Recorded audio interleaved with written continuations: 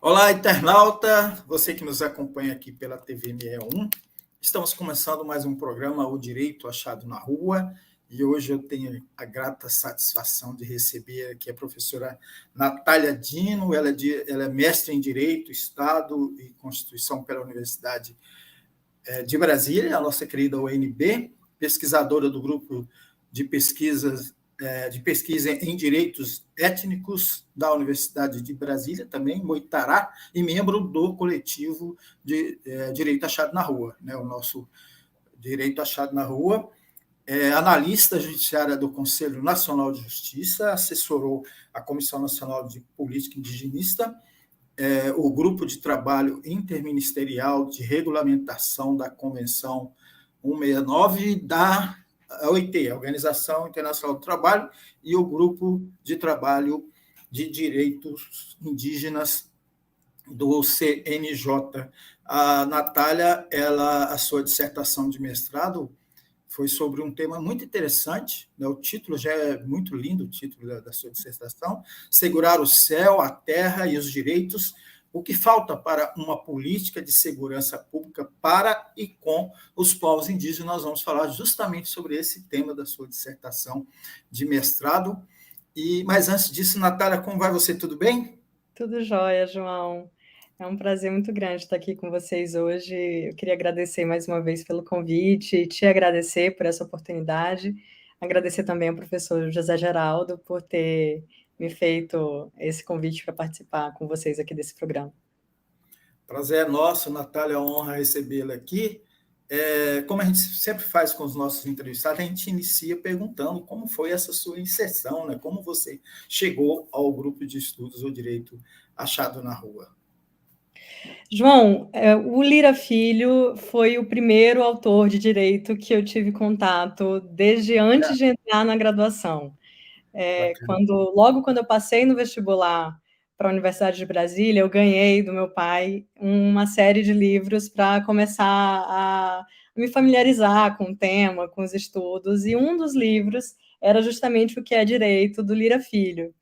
E foi o meu primeiro contato e foi minha primeira paixão, a forma simples, convidativa, com que o Lira trabalha o direito e chama a juventude, chama todas as pessoas a participarem desse fenômeno de construção de uma sociedade mais livre, mais justa, mais plural, realmente me contagiou desde o início. Então, assim que eu entrei na UNB, eu pude ter contato com o professor José Geraldo e, assim, me aproximar da vivência do coletivo Direito Achado na Rua, que eu acho que é muito mais do que um grupo de pesquisa, um grupo de estudos, é realmente um movimento, é realmente um coletivo que se organiza para postular e para construir um direito diferente. Desculpa, eu me mutei aqui. Maravilha, Natália. Interessante essa trajetória, né? Você conheceu Roberto Lira Filho lá antes de fazer direito. É uma curiosidade jornalística, né? A Natália Dino, né? Dino remete a uma família de grandes juristas desse país. Ela é filha de Nicolau Dino, irmão de Flávio Dino. Então, por isso que ela já iniciou aí, desde pequena, nesse mundo jurídico. Natália, vamos falar então do tema da sua dissertação. Acho que essa questão da segurança dos povos indígenas sempre nos remete ao que historicamente sempre aconteceu nesse país, que foi a dizimação, né, desse genocídio, né, que nós tivemos desde a invasão portuguesa no território indígena brasileiro. E hoje, atualmente, nos tempos atuais, a gente percebe aí que, mesmo com grandes avanços, né, mas também num período que a gente teve de 4 anos de retrocesso nesse país, os indígenas estão sendo sempre atacados e massacrados, né? Então, eu queria saber um pouco como que você pensou lidar com esse tema, o que te inspirou a lidar com esse tema inicialmente. Você poderia começar falando sobre isso? Claro, João. João, eu gostei muito do teu comentário sobre o Brasil ter sido invadido, porque eu acho que essa é uma premissa que a gente precisa estabelecer desde o início. A gente está prestes a marcar mais um ano do dito descobrimento desse território, mas, na verdade, esse é um território que já era ocupado por muitos, inúmeros, centenas de povos indígenas distintos, que realmente foram expoliados desde o início com esse contato com o colonizador branco, europeu. E, ao longo de todos esses séculos, o processo de invasão dos territórios ele é uma constante, ele se atualizou. É um tipo de violência que se manifesta de distintas formas.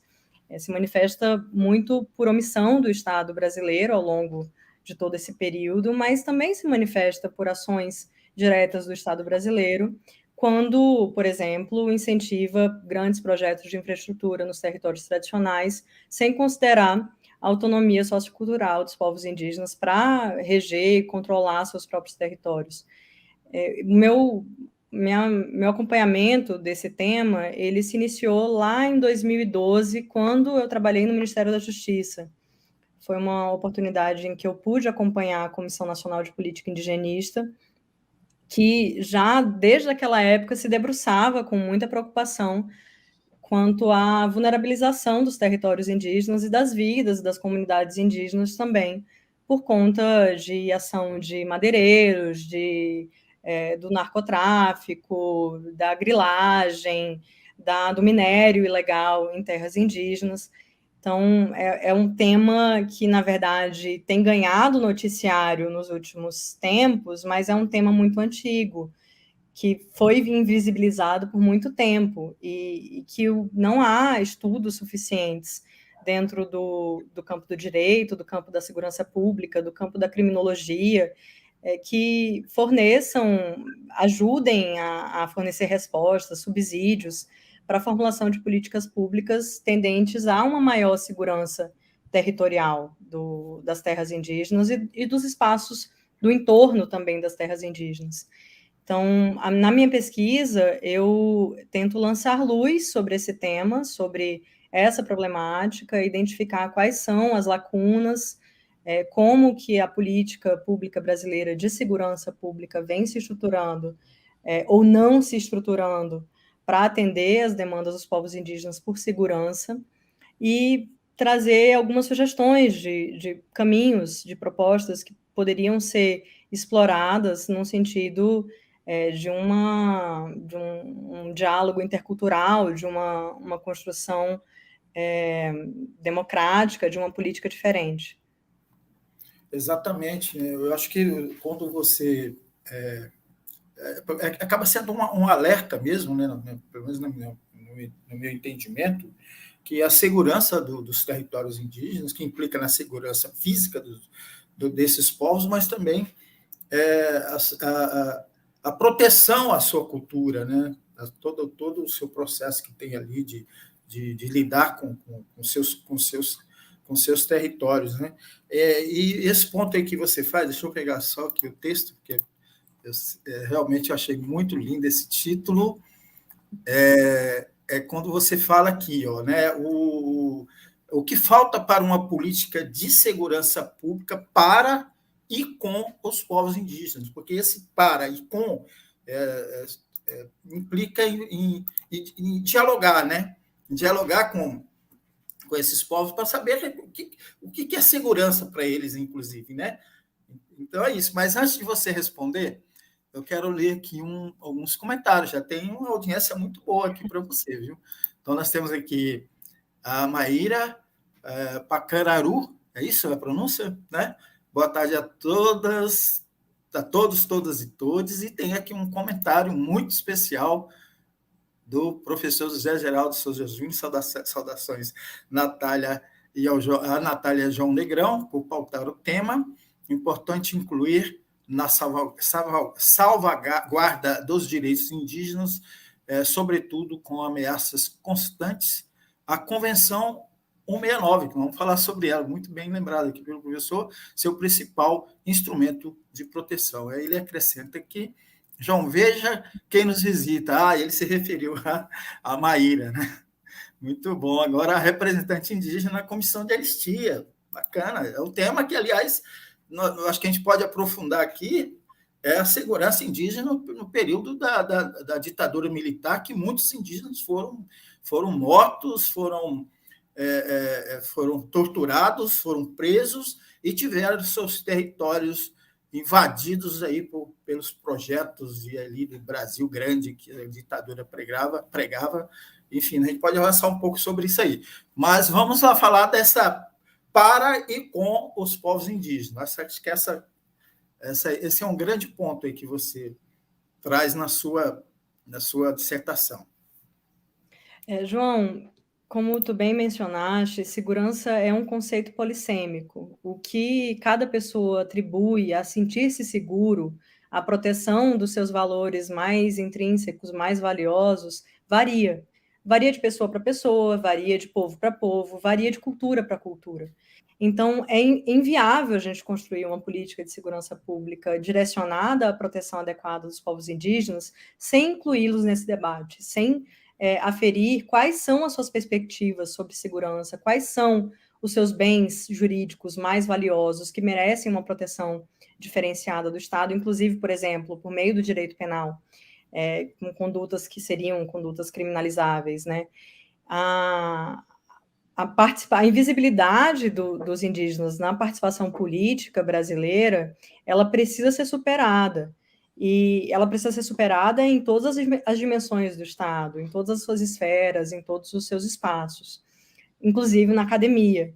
Então, ao trazer esse título, essa chamada de construir uma política para e com os povos indígenas, o que eu tento defender é que não há como haver uma política de segurança pública adequada que não seja construída conjuntamente. Isso é uma premissa básica do meu trabalho, porque a gente não tem como se substituir aos povos indígenas nesse debate. As prioridades culturais são as prioridades dos povos indígenas, e o protagonismo desses sujeitos coletivos de direito precisa ser valorizado e precisa ser respeitado. O professor José Geraldo mencionou a Convenção 69 da OIT, e essa é uma norma internacional a que o Brasil se comprometeu em respeitar, e que na base da Convenção 69 da OIT está justamente a participação social dos povos indígenas, está o direito dos povos indígenas de não apenas serem consultados previamente quando houver medidas administrativas ou legislativas capazes de afetá-los, mas sim de interferir, de ter suas perspectivas levadas em consideração em todo o processo político deliberativo que vai afetar as suas vidas, vai afetar a vida das suas comunidades e suas perspectivas de passado, presente e futuro. Eu acho que essa é quase que um dogma que a gente precisa firmar quando a gente vai tratar de uma relação intercultural com os povos indígenas. Respeitar a autonomia é trazê-los também para o centro desse debate. Exatamente. Eu estava aqui buscando a convenção, no seu artigo 2º, os governos deverão assumir a responsabilidade de desenvolver, com a participação dos povos interessados, uma ação coordenada e sistemática com vistas a proteger os direitos desses povos e a garantir o respeito de sua integridade. Você poderia falar um pouco mais, aprofundar um pouco mais nessa Convenção 69 da Organização Internacional do Trabalho? Claro. João, a Convenção 69, ela é um instrumento que ela bebe da mesma fonte do movimento político histórico que passou a América Latina ali no final da década de 80. Os princípios, os valores orientativos da Convenção 69 são os mesmos valores da Constituição de 88. O movimento indígena latino-americano, ele se organizou e possibilitou a derrubada dos regimes autoritários em toda a América Latina e fez com que também seus direitos fossem reconhecidos pela primeira vez com esse patamar, como foi reconhecido na Constituição de 88, em várias outras constituições que até são mais avançadas do que a nossa em outros países da América Latina, e na Convenção 69 da OIT, que ela é de 89. A Convenção 69, ela traz uma série de direitos que avançam em temas como, por exemplo, o direito dos povos indígenas ao controle dos recursos naturais existentes nos seus territórios, o direito à consulta prévia, o direito a não serem removidos de seus territórios, o direito, por exemplo, a terem os métodos aos quais eles tradicionalmente recorrem para a solução de conflitos considerados dentro de um processo, que se houver, por exemplo, uma situação de um indígena em conflito com a lei dos brancos, uma questão criminal, por exemplo, a Convenção 69 dispõe que, se a comunidade tiver feito um procedimento de sanção próprio, esse procedimento precisa ser considerado. Até as penas eventualmente aplicadas pela própria comunidade precisam ser consideradas. Uma outra coisa que a Convenção 69 traz, que toca o tema da segurança pública, é a excepcionalidade do encarceramento indígena, porque dentro do direito penal constitucional, o encarceramento já é uma medida de último caso, né? Só quando outras medidas não fossem aplicáveis, não fossem suficientes para reparar um dano. Mas no caso dos povos indígenas, considerando a imensa desagregação social que o encarceramento acarreta para a comunidade, a prisão ela deve ser o último do último do último caso, é excepcionalíssima. E isso está previsto também na Convenção 169. A Convenção ela avança em outros temas, como, por exemplo, a questão da exploração de minério, exploração de potencial energético dentro de territórios tradicionais. São muitos dispositivos que avançam no bloco de direitos que são assegurados pela Constituição de 88. Por isso que ela é um instrumento tão importante. E dentro do direito brasileiro, o entendimento do Supremo Tribunal Federal é que a Convenção 69 ela possui um status supralegal. O que isso significa? Que ela estaria abaixo da Constituição e acima de todas as outras leis. Então, ela orienta e ela pode, inclusive, determinar a inconvencionalidade de todas as outras leis que estiverem em desacordo com ela, que estejam abaixo dela. Por isso, é um instrumento tão valioso e tão ressaltado quando a gente fala de direitos dos povos indígenas.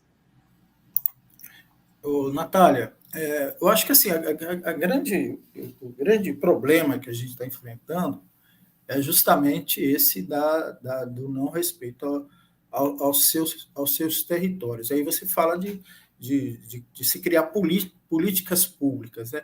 Você acha que como seria a atuação? Né? Como a questão indígena ela é uma questão, vamos dizer assim, não sei se o termo é correto esse, federalizada, né? Quem teria a obrigação de proteger do aspecto policial os indígenas? Polícia Federal, Força Nacional de Segurança, como é que é isso? Assim, porque a gente já se remete ao seguinte: quem protege, a quem eles devem recorrer no caso de uma agressão, de uma invasão, de um assassinato, de casos de estupros, como ocorreram com os Yanomamis e ocorre com outros povos indígenas também. Então, eu queria que você trouxesse um pouco isso também. Claro. Esse é um tema, João, que suscita muitas dúvidas, muitas controvérsias, e eu acredito que esteja na base da omissão estatal em assegurar a segurança pública para os territórios indígenas. A quem compete exercer esse poder-dever de garantir a segurança?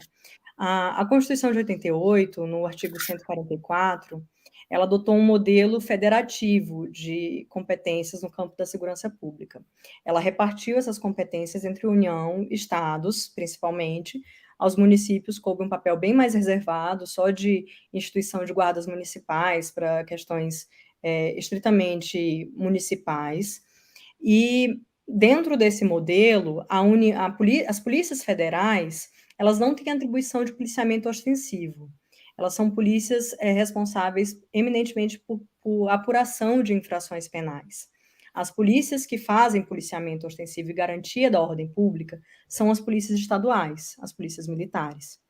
Então, dentro desse modelo, há uma dúvida muito grande, porque as terras indígenas são bens da União. Elas foram incluídas pela Constituição entre os bens da União. Mas os indígenas em si não são bens da União. Os indígenas são cidadãos como todos os outros cidadãos brasileiros. E eles têm os direitos garantidos pela Constituição por serem indígenas, e os direitos por serem cidadãos brasileiros como todos os outros. E o direito à segurança pública é um desses direitos, é um direito previsto como direito fundamental. Então, como superar esse imbróglio? Quando eu defendo que é preciso haver uma política com estabelecimento claro dessas competências, é justamente para superar esses impasses e essas controvérsias. O professor Daniel Munduruku, ele tem uma frase que eu menciono no meu trabalho, que diz que quem vive numa aldeia sabe que todos são responsáveis por tudo. E eu creio que esse é um pensamento que nos cabe aproveitar aqui. O dever de segurança, que é um dever fundamental, correspondente ao direito fundamental de segurança, ele é um dever que precisa ser garantido em todas as esferas. Então, se os estados garantem segurança para os cidadãos, eles também precisam garantir segurança para os cidadãos indígenas. E por isso não se justificam omissões das polícias estaduais no atendimento de demandas que estejam dentro das suas áreas de competência. O que precisa haver é parâmetros, protocolos, formação adequada para os policiais para exercerem essas atividades, sabendo que esses territórios, eles são territórios regulamentados e regidos de uma forma diferente, são territórios especialmente protegidos, a autonomia cultural, a organização social das comunidades indígenas precisa ser respeitada sempre que houver alguma demanda de atuação policial dentro de um território. O que isso significa dizer? Que uma das premissas é que o Estado deve priorizar uma atuação quando demandado pelas comunidades indígenas. Uma intervenção dentro dos limites do que é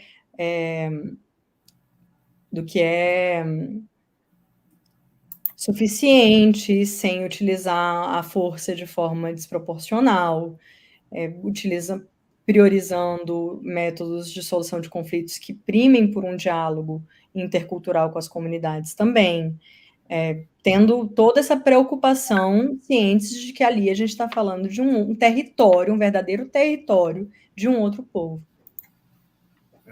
Tem um comentário aqui do Carlos Gondim. Natália traz um tema urgente e complexo que mostra a importância do debate e da constante reflexão sobre o assunto. Muito bom.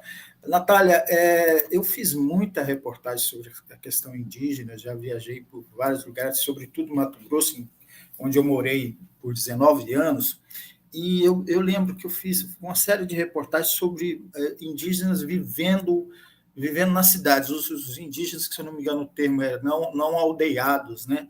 Tem muitos, né? Em Cuiabá, por exemplo, você tem um bairro quase inteiro que remanescentes de uma região indígena Bororo, chamada Jaridori, num município que hoje está totalmente tomado pelo latifúndio da monocultura, né, que se convencionou a ser tratado pelo eufemismo de agronegócio, mas é latifúndio, que mata e usa, inclusive, armas químicas para matar os indígenas. E acho que esse é um ponto também que a gente poderia aprofundar, mas eu queria saber o seguinte, e essa questão da segurança para os índios que não têm aldeia, os índios que foram expulsos, moram nas cidades, como é o caso desses remanescentes da aldeia de Jaridori, na cidade de Poxoréu, que mora em Cuiabá e foram expulsos de suas terras. Perfeito, João. As realidades indígenas, elas são muito diversas, elas são múltiplas. A gente não pode pensar num planejamento de segurança pública que vá ser adequado para todos os territórios indígenas, porque as demandas de segurança e as questões de criminalidade, elas são muito diversas também. Se a gente está falando de um território, uma região fronteiriça, por exemplo, é óbvio que vai haver uma necessidade de interlocução com as Forças Armadas, por exemplo, que são os órgãos responsáveis pela segurança das fronteiras do território nacional. Se a gente está falando de um território em que há que esteja sendo indevidamente utilizado como rota para o escoamento de tráfico internacional de drogas, por exemplo, ou para outros crimes de natureza federal, como exploração ilegal de madeira em terras indígenas, ou exploração ilegal de minério, como a gente viu hoje, recentemente, no caso dos Yanomami, a gente vai ter uma necessidade de intervenção da Polícia Federal, dos órgãos de proteção ambiental também federais.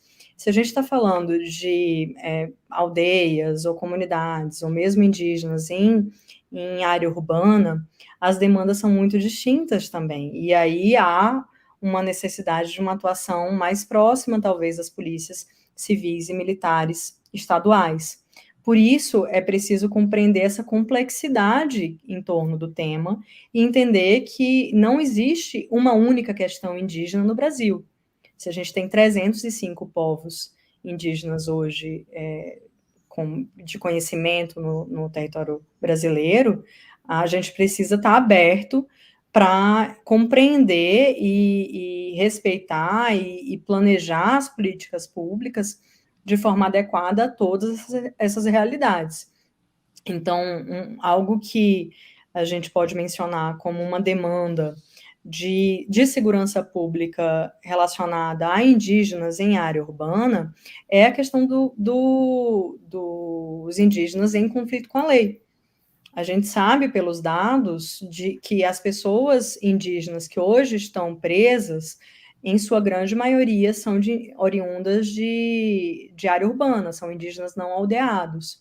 E, apesar disso, elas precisam ter os seus direitos a um tratamento jurídico penal diferenciado, respeitados, ainda que elas não fossem aldeadas, porque elas não perdem esse direito decorrente da sua condição indígena. Que direitos são esses? Elas têm direito a uma assistência jurídica adequada, direito a acesso a intérprete, se necessário, têm direito à realização de uma perícia antropológica que permita identificar, por exemplo, qual é o grau de compreensão da ilicitude de um fato que seja imputado a essa pessoa.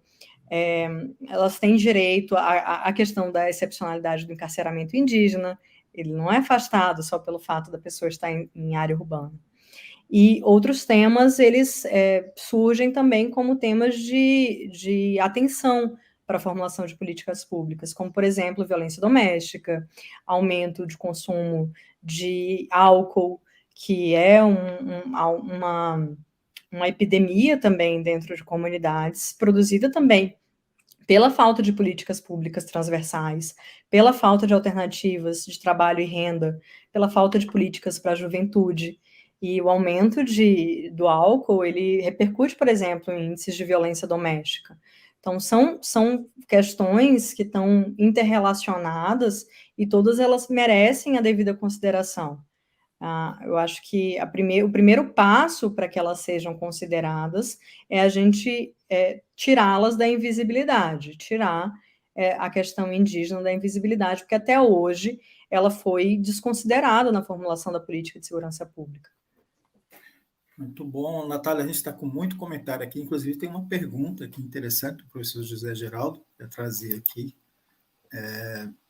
Eis um ponto importante, ele se referindo àquela questão da proteção policial, né? Então, eis um ponto importante, não estaria em tempo, ele indaga aqui, não estaria em tempo de se estabelecer um protocolo, convênio de coordenação de responsabilidade de proteção entre entes federados? Claro que com a participação dos indígenas, então eu gostaria que você respondesse essa pergunta, mas eu terminar de ler os comentários.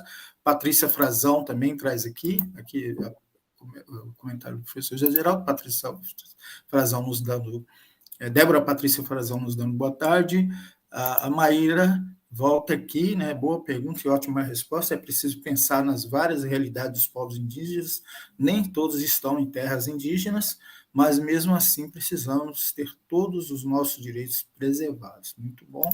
E o professor José Geraldo acrescenta aqui, claro que tudo isso precisa de uma grande e concertada atuação. Lembremos a contaminação de policiais estaduais sobre trabalho, atuando como a milícia ou segurança privada, é um ponto que eu queria trazer depois também, muito bem lembrado aqui pelo professor José Geraldo Souza Júnior, mas eu queria que você emendasse. Então, eu já emendo, né? Ele fez aquela pergunta sobre estabelecer um protocolo, um convênio de coordenação de responsabilidade de proteção entre os entes federados, né? No caso, incluindo o governo federal, o governo estadual e também os municípios, mas eu queria acrescentar nisso, porque uma das grandes questões, isso não está tão mais radicalizado como o período que eu fui repórter, mas a participação de policiais, né, no crime organizado e na proteção a pistoleiros, e sendo inclusive pistoleiros do latifúndio, sempre foi, não sei como está agora, mas sempre foi um problema grave para a segurança indígena. Mas eu queria que você respondesse sobre essa possibilidade do convênio entre entes federados para garantir a proteção. Com certeza, João, professor. Essa é uma das propostas, inclusive, que eu veiculo na dissertação, é pensar em mecanismos de cooperação técnica, e aí eu vou avançar, inclusive, não apenas entre entes federados, mas até ações de cooperação técnica internacional, porque há necessidade de cooperações, por exemplo, nas regiões transfronteiriças. A gente precisa lembrar também que outros órgãos, não apenas da segurança pública, não só as polícias, eles vão ter atuação nessa área de segurança pública também, que vão tangenciar, por assim dizer, a proteção dos direitos indígenas. Os órgãos de proteção ambiental, por exemplo, eles exercitam um papel fundamental e precisam ser envolvidos também, mesmo porque é uma responsabilidade também de todos os entes federados garantir a preservação do meio ambiente. Pode haver até uma responsabilidade subsidiária dos estados, caso tenham conhecimento de algum ilícito ambiental e não atuem para preveni-lo ou para reprimi-lo. Então, é preciso, sim, pensar em pautas de coordenação estratégica entre várias agências, porque para dar conta dessa complexidade, realmente só envolvendo muitos atores.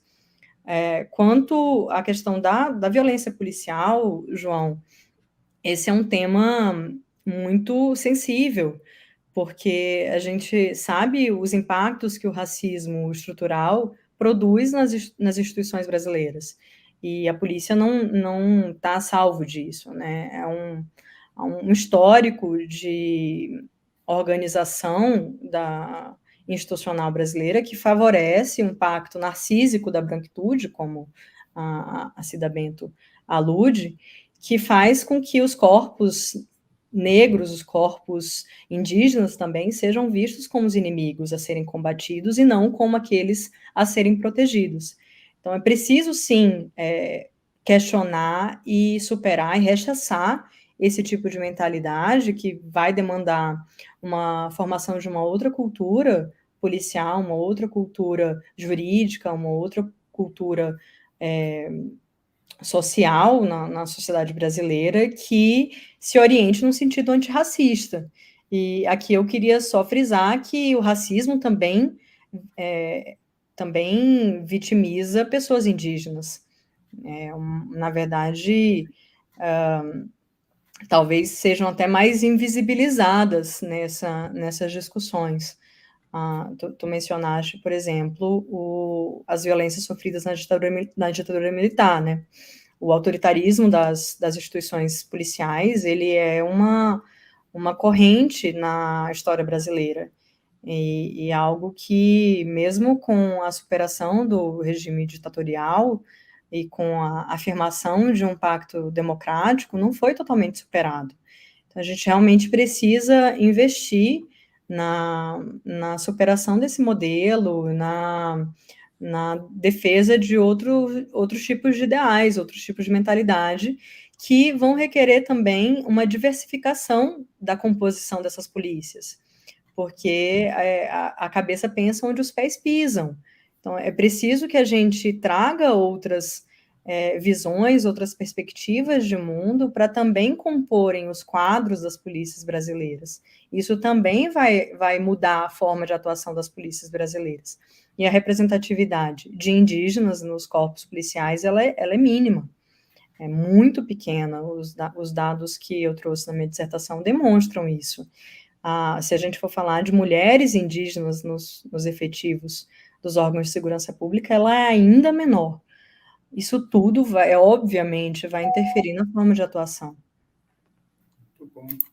Você lembrou muito bem, né? A questão do racismo não é só em relação aos negros, os indígenas sofrem muito com racismo. Por isso que a questão são políticas, né, de direitos étnico-raciais. Né? A gente tem que sempre estar batendo nessa tecla. Nós estamos com uma audiência muito boa aqui, Natália. Queria pedir você que está nos acompanhando que se inscreva aqui no nosso canal, lá da TV 61, e compartilhe a entrevista aqui com a Natália Dino. Natália, o Ladislau Porto, ele traz uma pergunta muito interessante aqui. Olha só, gostaria de saber sobre a segurança do uso do churu, a pronúncia é essa mesmo, que é a maconha, né, para alguns povos indígenas no Brasil. Existe algum estudo sobre esse tema? Algum movimento para regularizar esse uso? Ladislau, obrigada por tua pergunta. O uso de drogas, ele não é crime, é preciso se reafirmar isso, e ainda mais o uso de drogas dentro de uma situação salvaguardada por um componente cultural, como no caso dos povos indígenas. E não há necessidade de nenhuma mudança legislativa para que isso não seja criminalizado. É algo que a gente precisa frisar. Mas algo que a gente pode trazer para contribuir para o debate é que qualquer conduta eventualmente considerada ilícita pelo direito brasileiro, ela precisa ser considerada, quando se trata de uma pessoa indígena, com relação à cultura daquela pessoa indígena. É preciso sempre aferir qual é a consciência da ilicitude daquele fato dentro daquela outra cultura indígena, porque senão a gente vai estar falando de um fato atípico. E tem outros mecanismos também já vigentes no direito brasileiro, como, por exemplo, as excludentes de ilicitude, que podem ser aplicadas também para afastar uma eventual criminalização por um uso de drogas ou qualquer outro tipo de prática que não seja não esteja consentânea com o que determina o direito positivo brasileiro, que é um direito não indígena. Ontem aqui o comentário do Carlos Bonfim, na verdade ele está lembrando a frase que você mencionou, né? Cabeça pensa onde os pés pisam, muito bem. Eu tenho mais duas questões para tratar com você aqui. Uma é aquela que suscitou ali o comentário do professor José Geraldo em relação a Maria Pancararu, de pertencer à comissão da anistia. Lembrar, você mencionou brevemente sobre isso também, mas eu queria que você aprofundasse um pouco sobre como foi, né, a repressão feroz da ditadura militar contra os povos indígenas. João, foi descoberto um relatório produzido durante a ditadura militar, o relatório Figueiredo, que demonstra em minúcias o grau de violações de direitos que foram praticados pelo Estado brasileiro contra os povos indígenas nesse período. Os dados demonstram que pelo menos 8.500 indígenas foram mortos, mas há uma série de outras violações de direitos. Houve tortura, houve prisão ilegal, foram estruturados, por exemplo, um reformatório indígena, um reformatório Krenak, que afetou de forma drástica a estabilidade sociocultural do povo Krenak em Minas Gerais. Foi estruturada uma espécie de uma milícia indígena que foi treinada pelo Estado brasileiro para funcionar como um aparato de controle social contra os povos indígenas e que teve lições, inclusive, da prática de tortura. Os indígenas foram ensinados a praticar tortura contra seus próprios membros, contra os membros das suas próprias comunidades, que foi a Guarda Rural Indígena. Uma página infeliz da nossa história que está sendo descortinada agora, mas que não houve até o presente momento uma devida apuração de responsabilidade por esses atos. Uma das recomendações da Comissão Nacional da Verdade foi da criação de uma Comissão da Verdade indígena, que ficasse responsável por aprofundar essa investigação sobre o que aconteceu, quem foi responsável por esses crimes contra a humanidade, né? Que foram praticados no período, mas essa recomendação até hoje ela não foi atendida. Então, uma das expectativas é que com a chegada da Maíra Pancararu nesses debates, na Comissão de Anistia também, esse tema ele volte a ser pautado com prioridade.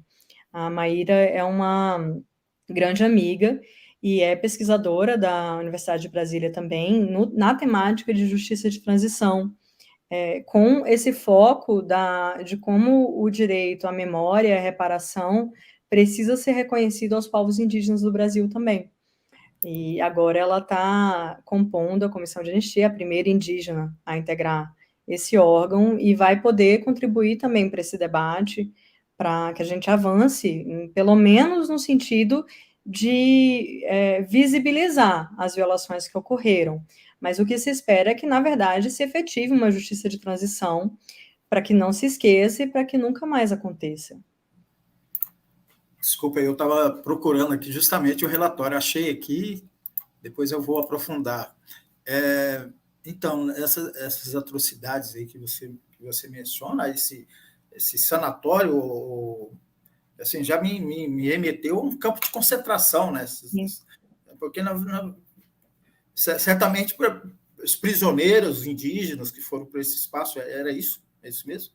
Exatamente. Na verdade, é assim que ele é chamado, inclusive. Assim, ele é associado a um campo de concentração, porque os indígenas eram colocados lá sem saberem porque estavam sendo colocados lá, muitas vezes sem nenhuma separação interétnica, sem nenhum contato com suas famílias ou suas comunidades de origem, e simplesmente eram despejados nesse espaço que não respeitava seus direitos, não respeitava suas culturas, não respeitava suas histórias, e o Estado não apenas assistindo a tudo isso, mas implementando esse tipo de política atroz. Muito bom. O professor está lembrando aqui que eu já entrevistei a Maíra, é verdade, eu já fiz uma entrevista muito boa com ela, mas a gente podia voltar ao assunto, né? Vamos convidá-la. Outro ponto que eu queria vou trazer aqui para você, eu estou trazendo um pouco das minhas impressões do que eu fiz também de matéria, de reportagens e do que eu tenho acompanhado dentro desse tema. Eu escrevi alguns artigos recentemente sobre o uso de armas químicas pelo agronegócio, pelo latifúndio, contra comunidades tradicionais, quilombolas e indígenas. Existe um professor da Universidade de Mato Grosso, Federal de Mato Grosso, o Vanderlei Pignatti, e também um deputado estadual, que trabalham nessa pesquisa junto com o grupo de saúde coletiva da Faculdade de Medicina da Universidade Federal de Mato Grosso, e que demonstra uma pesquisa, é Lúdio Cabral, o deputado, que demonstra que os vários territórios indígenas em Mato Grosso estão sendo, as populações indígenas, seus animais e suas plantas, estão sendo afetados drasticamente pelo uso dessas que eu chamo de armas químicas, que são os agrotóxicos, os venenos que o agronegócio está despejando deliberadamente sobre terras indígenas. Você tem acompanhado esse tema, essa situação?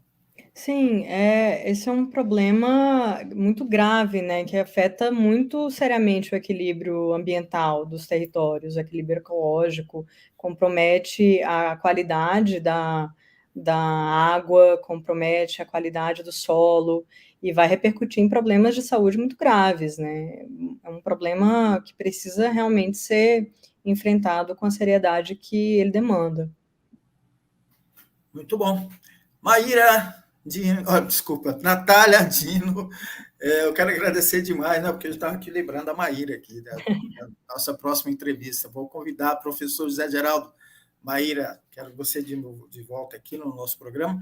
Mas, Natália Dino, eu quero agradecer muito a sua entrevista, maravilhosa, sensacional. Como disse aqui a Elaine Moreira, parabéns, Natália.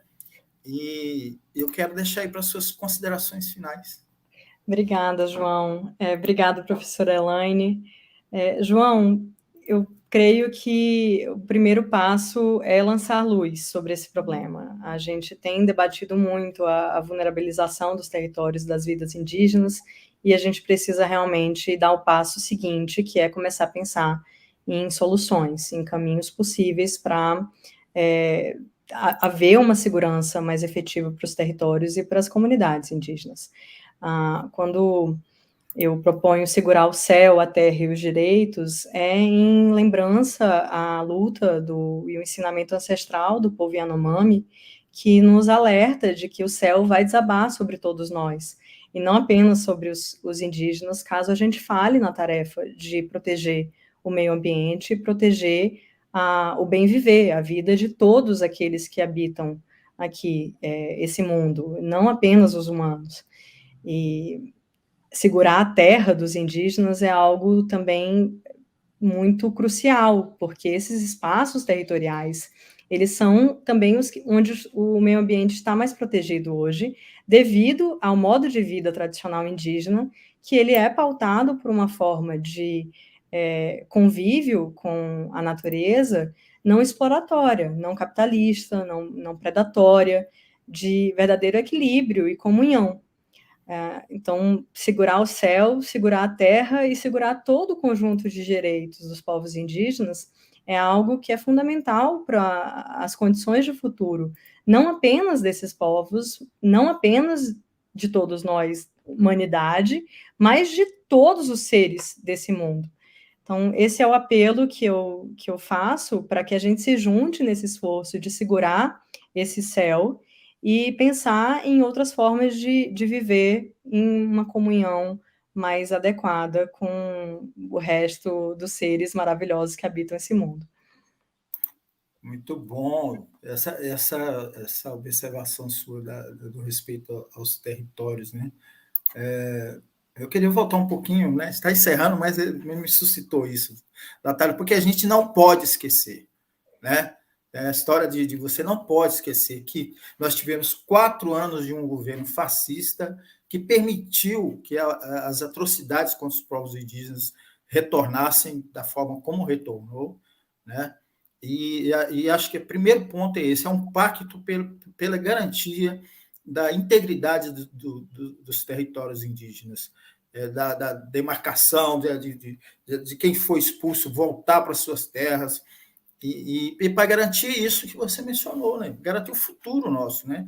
Nas minhas viagens, né, eu passo por duas reservas indígenas, que é Meruri, dos Bororo, na região ali de General Carneiro, e Primavera do Leste.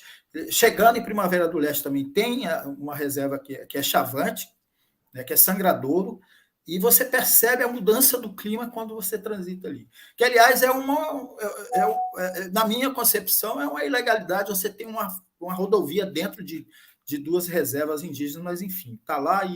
Mas esse registro que eu queria fazer de que, além de você proteger as vidas dos povos indígenas, também a gente proteger o meio ambiente. Você gostaria de comentar também sobre isso? Eu acho que o último ponto só realmente é a questão do equilíbrio climático, né? A gente está vivendo uma crise climática anunciada que demanda uma reorientação de postura urgente. E essa reorientação passa por proteger de forma mais adequada os territórios tradicionais indígenas, por demarcar, por delimitar, por expulsar os invasores, por garantir alternativas de desenvolvimento que sejam alternativas escolhidas pelos próprios indígenas, segundo suas próprias perspectivas de futuro, e que se orientem por uma exploração não predatória dos recursos naturais. Justamente, mais 2 últimos comentários aqui da própria Maíra. A Natália, maravilhosa como sempre, ótima entrevista. E o professor Maíra, o João fez um convite público a você. Muito bom, vamos esperar a Maíra aqui para mais uma nova entrevista, e também Natália, para em outros momentos a gente tratar desse tema aqui, como disse lá o nosso querido Carlos aqui, que nos seus comentários é um tema que precisa ser aprofundado, e ele volta aqui, finalizando. Muito boa a entrevista. Gente, um abraço para todo mundo, a gente volta na próxima semana com mais uma entrevista aqui no nosso programa O Direito Achado na Rua pela TV 61. Muito obrigado mais uma vez, Natália, e você que nos acompanhou. Dê aí o seu joinha, se inscreva aqui na nossa TV 61 e compartilhe essa entrevista aqui da Natália. Obrigada, obrigada, João. Um abraço a todos, obrigada a todos e todas e todos.